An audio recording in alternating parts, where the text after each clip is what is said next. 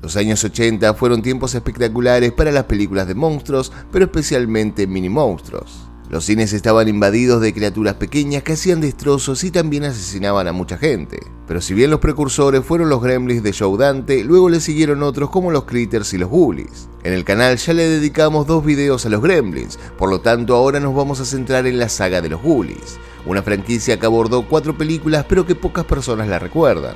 Así que si sos una de ellas y querés revivir qué fue de estas criaturas a lo largo del tiempo y descubrir en qué terminó todo, o si no la conocías y querés saber de tu universo, en este video te lo cuento. Mi nombre es Diego y sean bienvenidos al canal del Hood. Sin más que decir, empecemos.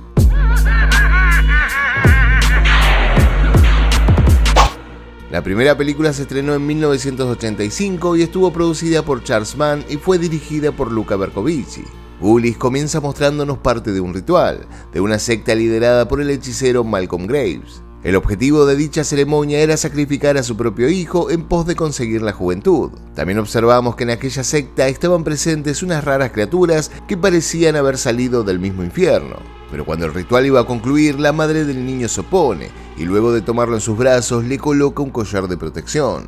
Aún así, el hechicero utiliza sus poderes para recuperar al niño, pero en el momento de sacrificarlo, el poder de collar lo protege. Esto enfurece a Malcolm, quien ordena a un miembro llamado Wolfgang que se llevara al niño, y tras esto procede a vengarse de aquella madre que le prohibió ser joven nuevamente y la termina asesinando de una forma tan aberrante que hasta uno de los demonios se tapa la cara.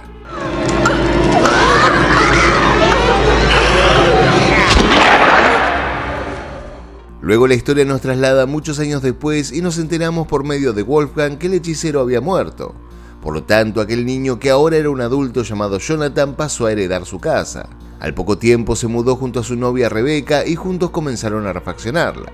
Pero a medida que van inspeccionando la casa, Jonathan descubre el antiguo sótano donde su padre llevaba a cabo sus reuniones. Con mucho cuidado, el joven comienza a inspeccionar el sótano y se topa con una extraña caja que guardaba en su interior la vestimenta ceremonial de su padre y también su libro de conjuros. Poco a poco, Jonathan va sintiendo más interés por aquel libro y a medida que más tiempo pasaba leyéndolo, más lo iba consumiendo.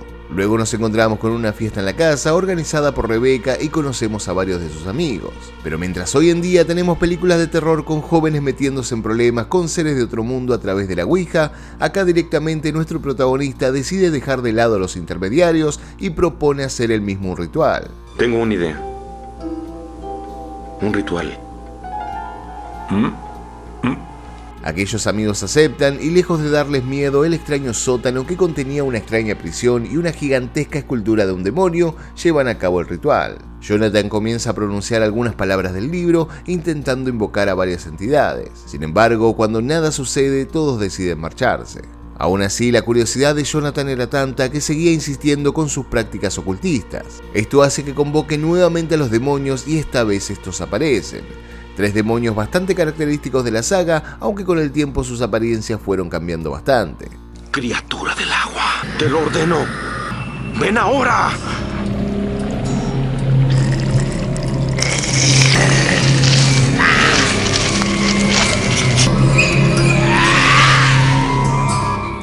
Luego Jonathan convoca nuevamente a las fuerzas de la oscuridad, pero es sorprendido por su novia. Rebecca comienza a preocuparse ya que su novio había dejado hasta la universidad con tal de refaccionar la casa, pero al darse cuenta de que en realidad era para realizar aquellos rituales, su preocupación aumentó. Tras la promesa de dejar todo atrás, Rebecca continúa con sus quehaceres, pero Jonathan, ahora mucho más corrompido, invoca a 2 elfos llamados Grisel y Gredigood para que le otorgaran conocimiento y poder. Al hacerse presentes, estos elfos le dicen a su nuevo amo que debía realizar un ritual durante la luna llena con otras 7 personas, aunque omitieron que en realidad aquel ritual reviviría a su antiguo amo. Después de esto vemos como Jonathan hechiza a Rebecca e invita a sus amigos nuevamente a la casa. Luego les da unos lentes de sol para que evitaran ver a los demonios y tras un nuevo hechizo los traslada a todos al sótano. Allí finalmente Jonathan pudo llevar a cabo el ritual y su padre resucitó de su tumba con un aspecto de zombie. Este regreso desata una ola de asesinatos en el lugar, donde vemos a todos los Ghoulies y a algunos nuevos ir asesinando a todos los amigos de Jonathan. ¿Qué rayos es eso?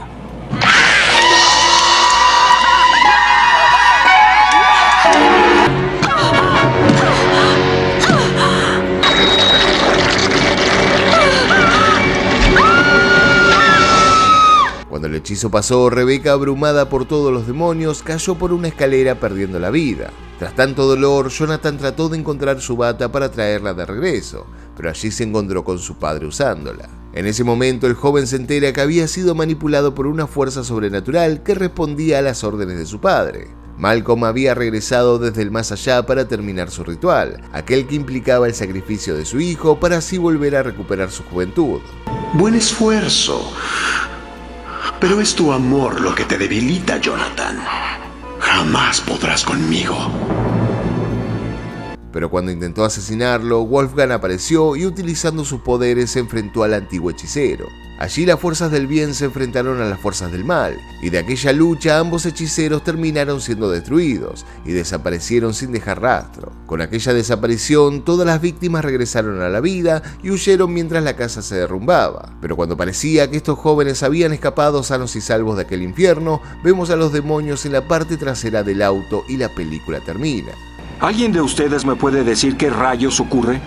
Es una larga historia, Mike, pero ya terminó.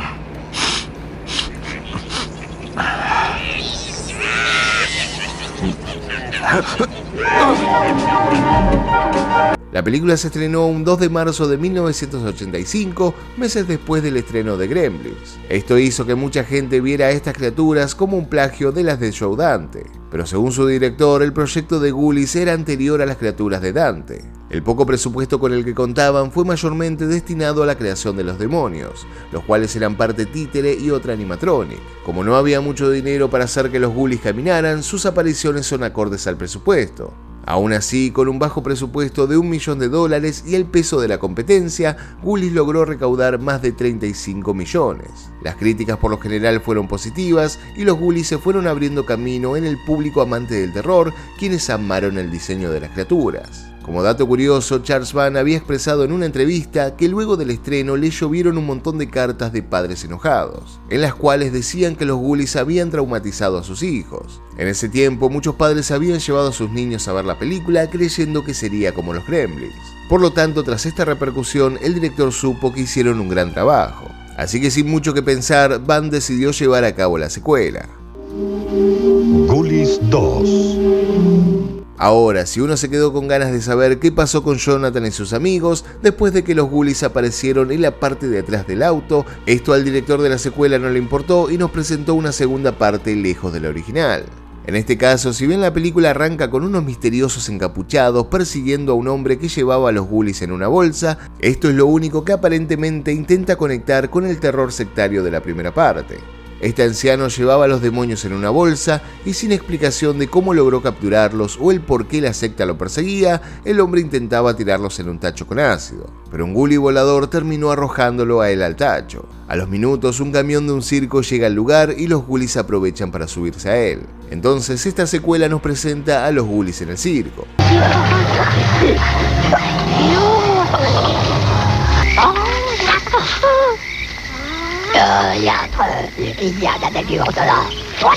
Este camión era manejado por nuestro protagonista llamado Larry y su tío Ned. Ellos eran miembros de un espectáculo llamado El Agujero del Diablo y luego de que llegaron al circo, las 4 criaturas se asentaron dentro de este agujero. Por otro lado, conocemos a un empresario dueño del circo que había llegado al lugar para anunciarles a los cirqueros que aquellos espectáculos que no fueran rentables serían cancelados. Este empresario era uno bastante arrogante y ya se perfilaba como un personaje digno de ser asesinado por los Ghoulies. Esta feria es nuestra vida, es de todos. Esta feria es un negocio y lo administraremos como tal. Luego, a medida que la gente entraba a ver el espectáculo, se topaba con los Ghoulies y creían que eran parte de la atracción. Esto provocó algunos accidentes, o mejor dicho, ataques de los demonios, pero otras personas se encontraron fascinadas con ellos. Esto produjo que la gente se volviera loca por entrar al lugar y rápidamente el agujero del diablo se transformó en la primera atracción del circo. Obviamente con esto Larry y su tío quedaban a salvo de ser echados del circo, aunque si bien todo iba bien, en un momento el tío Ned se encuentra con el libro de rituales y tras decir algunas líneas se topa con los Ghoulies. Aquella aparición hace que Ned realmente creyera que era un mago, pero al darse cuenta de que los Ghoulies no eran criaturas solo para una atracción, sino que eran peligrosas, intenta recitar otro ritual para hacerlas desaparecer. Obviamente el anciano no sobrevive y es asesinado por los demonios en una escena bastante mala pero muy entretenida. Exoritor.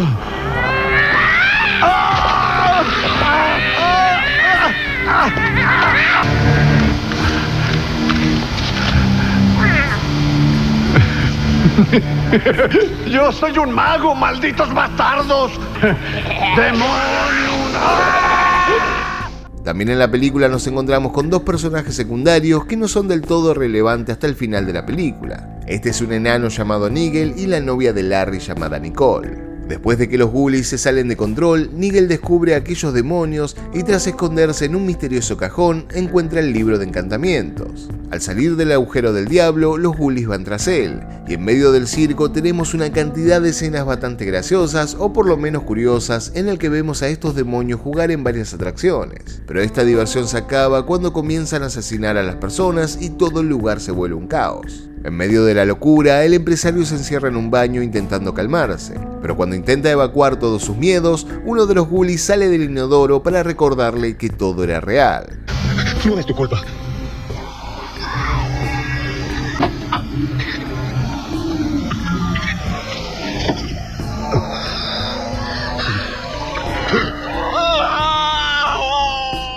Mientras tanto, Larry, Nigel y Nicole intentaban recitar el hechizo que terminaría por devolver a los ghoulies al infierno, y después de algunas maniobras para evadir a los demonios logran hacerlo. Pero la cura resultó ser peor que la enfermedad y un ghoulie gigantesco emergió de la tierra. Este era un ser muy parecido al que conocimos como líder de los ghoulies. Esta criatura se dirigió a donde estaban los demonios y comenzó a devorarlos uno a uno. Después de comérselos, la criatura seguía con hambre, por lo tanto fue tras nuestros protagonistas. Larry, Nigel y Nicole intentan escapar, pero teniendo muchas opciones donde ir y la ventaja de que la criatura era extremadamente lenta, deciden encerrarse en una casa rodante.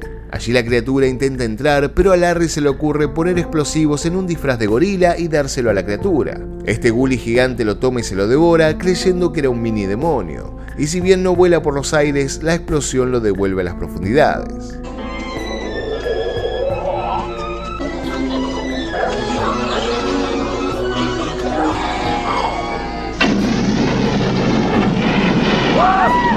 Luego de esto podríamos decir que tenemos un final feliz, pero no tanto. El ghoulie que estaba encerrado en el baño nunca fue descubierto por la gigantesca criatura, así que luego de escuchar su malvada risa, la película termina dejando las puertas abiertas para una tercera parte.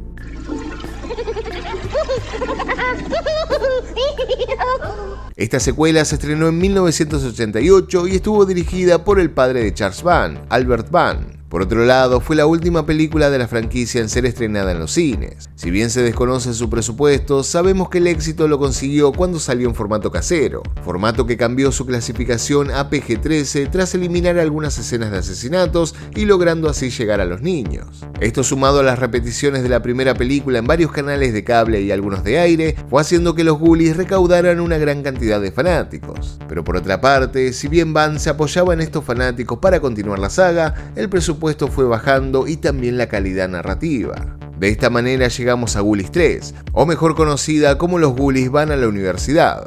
Creo que ya el título nos dice a dónde apunta la película, a qué clase de público y la calidad de esta. Los Ghoulies van al colegio. La película comienza con una nueva invocación y como en las anteriores entregas no puede faltar el inodoro, el cual ahora tiene ciertos grabados que lo definen oficialmente como un inodoro satánico. Pero en esta ocasión la forma de invocar a los ghoulies es a través de un cómic. En esta historieta se hallaba graficado el ritual para llamar a los demonios, el cual cae en manos del profesor Ragnar, quien era amante de las artes oscuras. A la vez conocemos a nuestro protagonista, un joven llamado Skip Carter, quien se disputaba con otros alumnos la corona del rey de las bromas. En sí, la película podríamos decir que en un 90% son puras y malas bromas que realiza Skip a sus adversarios y también al profesor Ragnar. Muy bien, te tengo. ¡Oh, es una bomba! ¡Una bomba! Pero el profesor, con el cómic en la mano, comienza a leer el ritual y luego de hacerlo los ghoulies se hacen presente. A diferencia de las entregas anteriores, ahora los demonios hablaban y uno de ellos cambió su aspecto. Tampoco se hace mención de cómo es que volvieron a aparecer, ya que habían sido devorados en la película anterior. Aparentemente serían nuevos demonios que estaban encerrados en el cómic. Luego de esta invocación, cuando uno esperaba que el terror por fin sentara sus bases, el profesor les ordena a los ghoulies que consiguieran la corona del rey de las bromas. Por lo tanto, a partir de ahí vemos a los ghoulies hacer muchísimas travesuras, pero todas lejos del terror y el gore que vimos en la película original. Acá toman cerveza, se visten a la moda y también conducen vehículos. En sí la película pasa a ser una 100% comedia y una de las más genéricas. No sé. ¡Rata! ¡Tengo hipo! Sí, un himno sonará. Que comience la fiesta. Permítanme, yo lo abriré. ¡Ábrete cerveza, Vamos, date prisa. Luego de que el profesor consiguiese la corona, los ghoulies comienzan a rebelarse e intentan matarlo. Pero allí se revela que si lo hacían, lo único que lograrían era que el profesor absorbiera sus vidas y se transformara en un gran hechicero infernal. Por otro lado, Skip y su novia se dan cuenta de que las bromas habían pasado de la raya y que detrás de esto estaban los demonios. Cuando finalmente se encuentran con ellos, logran quitarle la revista al profesor y los ghoulies lo terminan matando. Pero al hacerlo, el profesor se transforma en el gran monstruo que había advertido antes. ¡No podrán escapar a la fuerza que he creado! ¡Ríndanse a mi poder, débiles gusanos! Sin embargo, aunque su apariencia parecía ser imponente y no estaba nada mal, el animatronic que llevaba en su pecho simulando una gran criatura es derrotado luego de que Skip destruyera la revista y la arrojase nuevamente al inodoro. Luego todos los jóvenes se reúnen y realizan una gran fiesta para celebrar que los monstruos y el profesor fueron vencidos, y también que ahora ellos se convirtieron en los reyes de las bromas. Y al igual que en las anteriores partes, al finalizar vemos la mano de un ghoulie con una cerveza saliendo del inodoro, lo cual volvía a dejar la puerta abierta para una nueva entrega que traería de regreso a Jonathan Graves.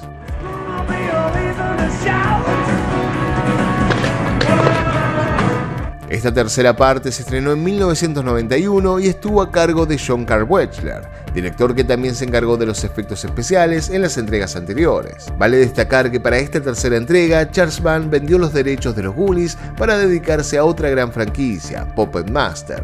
En el reparto tenemos a Kevin McCarthy, un actor muy popular que había trabajado en icónicas películas como Aullidos y Piraña. Por otro lado, la película había salido directo a video y la recepción, si bien no fue mala, muchas críticas señalaron que la calidad y el terror habían desaparecido. Esto es bastante cierto, ya que el estudio decidió enfocarse a otro tipo de público, uno más joven, y apostó por la comedia. Otros dicen que se basó en Gremlins 2, ya que recordemos que Gremlins empezó como una película de terror con algunos toques de comedia y su secuela fue directamente una comedia con algunos toques de terror. Pero en esta ocasión, esta tercera parte dejó más decepciones que carcajadas. Aún así, 3 años después se llevó a cabo el final de la saga, titulada El Medallón Perdido.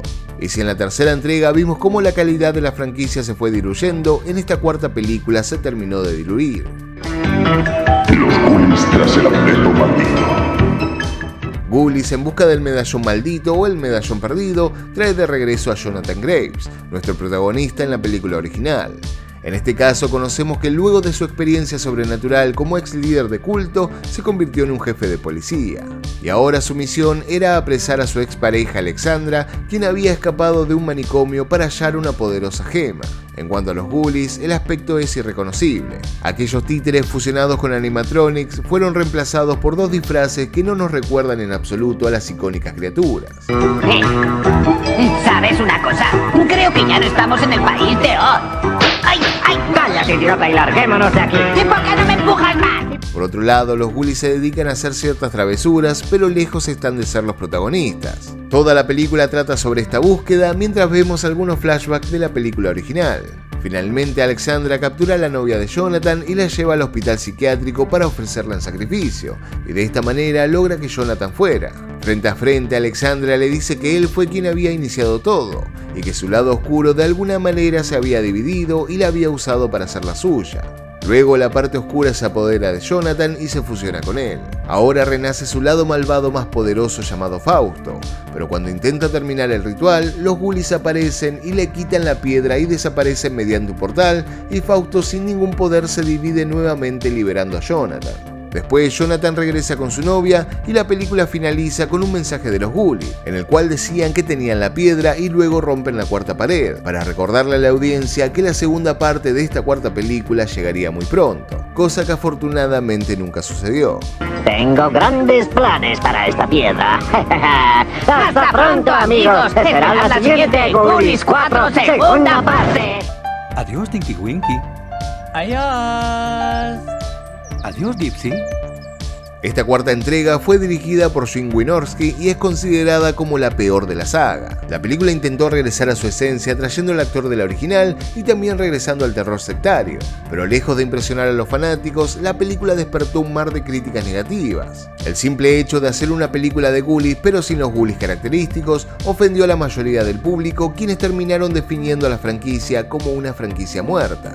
En lo personal, creo que Ghoulies tenía un gran potencial para ser una de las franquicias más recordadas, pero al cambiar su enfoque e intentar hacerla más divertida y también adaptarse a las modas del momento, solo estropeó algo que pudo haber sido una gran saga. Tenía todos los elementos que invitaban a teorizar sobre criaturas de otro mundo y creo que muchos esperábamos que profundizaran en esta parte. A cambio empezaron a hacer de los Ghoulies personajes más divertidos y hasta en un momento ni siquiera eran los demonios villanos de la película, sino que decidían actuar bondadosamente. Pero bueno amigos, llegamos al final del video y ahora me gustaría leerlos a ustedes, si recuerdan esta saga y con qué película se quedan. En lo personal solo me quedo con las dos primeras, si bien la segunda parte es bastante mala, por otro lado es muy entretenida. Y también déjenme sus recomendaciones de sagas olvidadas para que las estemos recordando en un próximo video. Y como siempre les digo, no se olviden de dejar un like si es que les gustó el video y les gusta el contenido que hago, que me dan una mano gigante para seguir subiendo más videos como este. Por mi parte, muchísimas gracias por haber llegado hasta el final y nos vemos en un próximo video. Chao.